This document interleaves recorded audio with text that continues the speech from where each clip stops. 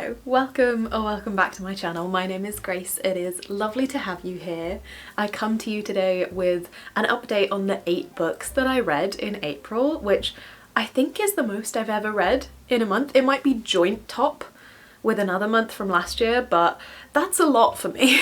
And some of them were pretty hefty books as well. This was actually a really good reading month for me. I read some really anticipated releases, which I really enjoyed. I did some seasonal reading, I read some graphic novels, I found one book that I really wasn't expecting to love as much as I did. So let's just dive in, starting off with Oathbound by Tracy Deonn. This was one of my most anticipated releases of the year. I did film a reading vlog for both this book and the next book I'm gonna mention, so if you want to see my in-depth thoughts as I'm reading them, you can check that one out, but I really enjoyed this one. This is the 3rd book in a YA, I guess, urban fantasy series in which we follow Bree, who is a young black teenage girl living in the American South, and she has gone to university early, but she is also grieving her mother who recently passed away, and on campus she ends up getting wrapped up with this secret society who claim to be descendants of King Arthur and the Knights of the Round Table. This is such a wonderful series. I love the first 2 books in the series and there was quite a wait for the 3rd one, so I was really excited for this one. I always say that this balances perfectly all of the fun that you want from that fantasy adventure of a young adult series along with the romance. Tracy Deonn really knows how to write romantic tension. But then we also have very serious themes explored in here. Our main character very much comes into this group as an outsider. She is the only black girl. There are very few non-white people in this space. There's a lot of exploration in here of generational trauma and the history of the American South. I just found all of those things woven together so interesting, and I really devoured the first 2 books. They were so gripping. This one I didn't find as gripping the whole way through as the first 2 books. For me, the pacing in the second half wasn't quite right. If you've read this, you'll know this is very much a book of 2 halves. The first half kind of follows one narrative and then suddenly halfway we're shoved into something different. I still had so much fun and there was so much that I loved about this one. I just think I love the first 2 books more. But then I think I might be in the minority there because I know quite a few people didn't love Bloodmark, the 2nd book in the series, and I did really like that one. Overall though, I had very positive feelings and I'm so excited to finish this series off with the 4th one, which I'm pretty sure is going to be the last one in the series. I'm excited and also scared because it could be emotionally devastating. The next book I picked up was my other most anticipated sequel of the year, and that is A Drop of Corruption by Robert Jackson Bennett. Now, if you have been around on my channel at all, you will probably have heard me ranting about The Tainted Cup. I never shut up about it. But I read the first book in this series last year and it was my first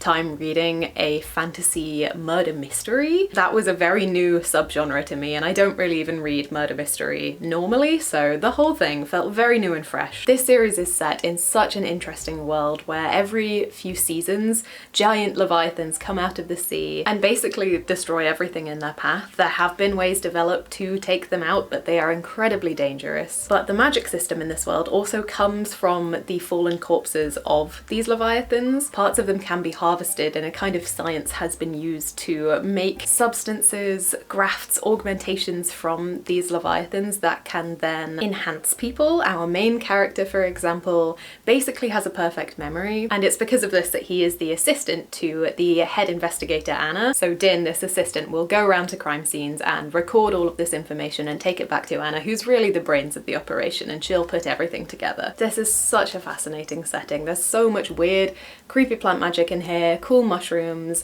It's pretty gross at times, and I was so incredibly hooked by the first book. This one I really loved as well. We are in a different area of this setting and exploring all of these new parts of the world building. There's a bit more political drama in here, and we are again getting to know these 2 characters more and their relationship is developing further. Like I say in the video where I'm reading this one, it didn't necessarily hit me in the same way as the first book, but only because that first book was so incredibly new and fresh to me personally, because it was a subgenre that I just never delved into before. It was totally mind-blowing for me.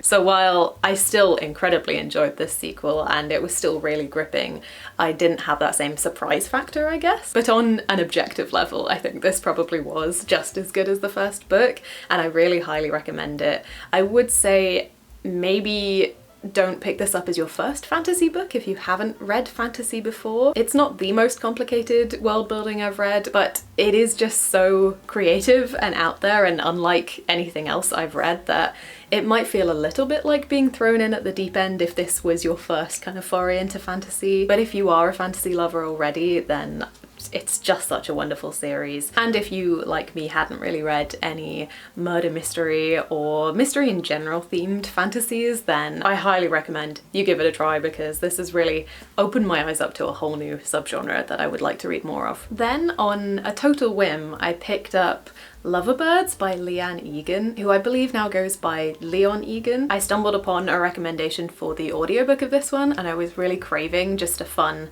kind of romantic audiobook. This is a young adult sapphic romance, which I didn't know going into it is a retelling of Pride and Prejudice.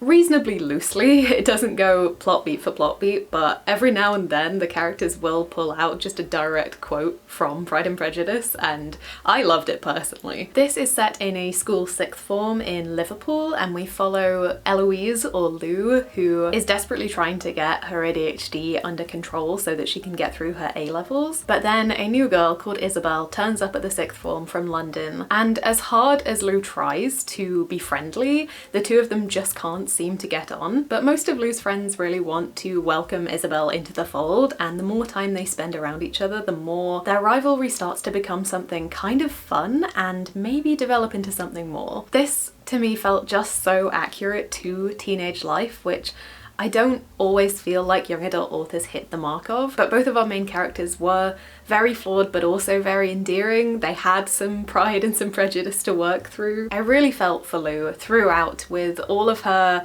mixed up feelings, her trying to keep up with her schoolwork and figure out if she should start taking medication for her ADHD. There was also a lot of friend drama within her friendship group throughout this, which I appreciated. I really like when a young adult story, or a romance specifically, doesn't just focus on the romantic aspect, it develops the character as a whole, and you can definitely make some comparisons between Lou's friend group and the Bennett sisters, which I thought was an interesting shift in that narrative. This is also very much a love letter to Liverpool, which I've only visited once. I went very briefly for the Eras tour last year, but it made me want to visit again because Lou just absolutely loves this place and cannot understand why Isabel doesn't want to be here. But following Lou around her favourite places around Liverpool and seeing her pride for the people and the class that she comes from, it was really so heartwarming. This is very much one of my favourite modern retellings of Pride and Prejudice, or any Austen I would say, and I would definitely recommend the audiobook because then you get the lovely Scouse accent to embed you in that setting even more. Then I finally picked up How the King of Elfhame Learned to Hate Stories by Holly Black. And yes, this is the stunning Fairy Loot special edition. I did cave and go for this set a little while back now, and it finally arrived. I was so excited. It's just one of my favourite series, and I read it at the library initially, so I didn't have my own copies. But the one book in that set that I hadn't gotten to yet was this collection of short stories that goes alongside the Cruel Prince series. If you've somehow managed to avoid hearing about the Cruel Prince series so far, it is a series set in Elfhame, or Fairy, but our main character is a human girl. This is a setting in which you can go back and forth between Elfhame and our world. The series follows Jude, who is desperately trying to get a foothold in Elfhame. She has very little respect from the fairies who live here because she's a human, but she's also incredibly smart, and her adoptive father is a tactician, so she learns a lot from him, and the whole series is very focused on political intrigue, which is one of my favourite things to read about. It also has one of my favourite enemies to lovers romances going on. Often with series, I have a pretty bad habit of reading the first book and then leaving the second one for a good while until I've forgotten what happened in the first book, but that very much wasn't a problem with this series. I just read them back to back to back, which is very rare for me, so I was really hooked. And this is a series of short stories in which we follow Carden, who is one of the other main characters in the Cruel Prince series. And I did enjoy this. I always have slightly mixed feelings about kind of side tandem books to a series, because I just wonder if they're really necessary, if they're really adding anything. And I do think that the series probably would have been fine without this edition, but at the same time I had fun reading it. I had fun going back into Cardan's past and learning a little bit more about how he became who he was at the start of the Cruel Prince series, but at the same time you also get to see a little bit further beyond the end of the Cruel Prince series. And while this is a collection of different snippets and short stories, there is kind of a through thread throughout. And one of my favourite things about this setting is the fact that fairies really can't lie. I get so frustrated when fairies come up in fantasy and they have absolutely none of the weird quirks that makes fae fae. To me, that's what makes fae fun, so I really appreciated that Holly Black did a lot of research around the history and folklore of fairies and kept a lot of those weird little quirks in. But one of the things that this collection explores is how fairies can tell stories even though they can't tell lies, which I thought was really interesting. It was definitely a question I had while reading the original series. So I think this does fall in the camp of not 100% necessary to the series, but if you loved the series and those characters and you want more of them, then it was an enjoyable time. Then I finally finished a graphic novel that I started a little while ago actually. This was the second book in the Lightfall series by Tim Probert. This is Shadow of the Bird. This is a children's graphic novel series that I started reading last year and I've been really enjoying. It's set in a really interesting fantasy world in which many years ago the sun was taken out of the sky and there was a great battle which ensued, and now lights have been put back up into the sky to replace the sun. And in the first book we follow a girl called Bee, who is the adopted child of the pig wizard, and one day she is out foraging in the woods when she meets a Galdurian called Cad. Now Galdurian are a species that everyone thought up until now were extinct, and Cad is on a mission to find the rest of his people, and he thinks that the pig wizard can help. But when they get back to Bee's home, he is nowhere to be found. So the two of them set out on a journey together to track him down. This second book was a great continuation in the series. It still had a lot of little funny moments, which I really appreciated from the first book. I still absolutely love the illustration style in here and the colours that are used. It's so warm. We had a few new characters and settings introduced in this one, which I thought were really interesting and fun. This is, I would say, mostly a light-hearted and fun series because it is obviously aimed at children, but there are some reasonably high stakes and our characters really do go through a lot, especially in this second book. The stakes are very much raised and our characters are allowed to make mistakes in this journey as well, and they have some really low moments. I'm excited to see where the series will go from that ending. I know there is at least one more, but I think there might be more than 3 books. I'm not sure how many we're gonna end up with. But if you're looking for just a fun fantasy adventure with really endearing characters and such a gorgeous and expressive art style. I've mentioned before that our main character Bee has anxiety, and that is expressed visually on the page through the artwork. If any of those things sound interesting to you, I definitely recommend you give this series a try. Then I read an interesting one. I decided to pick up The Crimson Moth by Kristen Ciccarelli, or I think it can be called The Heartless Hunter if you live in the US. Yes, this is an ARC. I've had this for a long time. I got this back when I was working at my bookstore job still, and since then I've heard a lot of good things about this series, but some mixed things as well. This is a young adult fantasy duology in which we follow both a witch and a witch hunter. This is set in a world in which witches have been recently overthrown, and any witches that are found in this setting are purged. So one of our main characters, Rune, who is a witch herself, is desperately trying to help other witches who are currently undercover escape away to safer lands where they won't be persecuted for being witches. And she has come to be known as the Crimson Moth because this is the magical signature that she leaves behind whenever she casts any magic. So Gideon, our witch hunter main character, is desperately hunting for the Crimson Moth. And one day a piece of evidence comes up that may link Rune to all of these witch disappearances. So deciding that she could be a suspect, or at the very least a good source of information, he decides he wants to get to know her better while she is doing exactly the same thing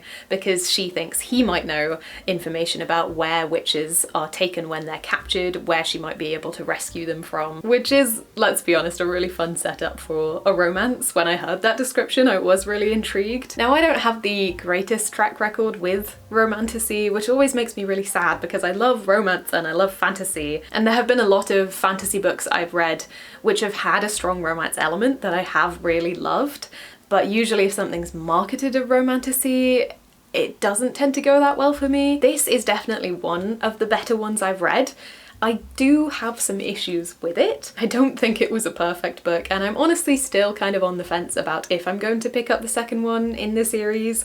It is only 2 books, so part of me just wants to finish it off. But there were some things about the end of this book that frustrated me a little bit. This did end up having more depth than I had expected. There are some very heavy topics in here. There's definitely some trauma bonding that goes on between these 2 main characters. It was interesting to see both sides of this story and to understand kind of how they got where they were. I did mostly buy into the romance. I think there were some moments that frustrated me, and there were definitely some things that happened in here that felt like they had some plot armor around them, some ways that characters acted that kind of just felt like they were happening to forward the plot rather than they were realistically how that character would act. And I'm gonna be honest, I did find the first half a little bit boring.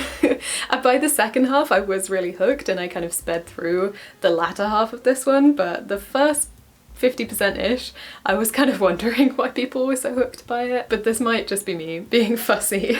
I was overall positively surprised by this one. I have heard, I think, that the second book was a bit of a letdown for some people, so I don't know. If you've finished the duology, let me know if you think I should continue it. Did the second book stick the landing, do you think? Or is it not really worth it? Then I picked up another graphic novel. This was Coming Back by Jessi Zabarsky.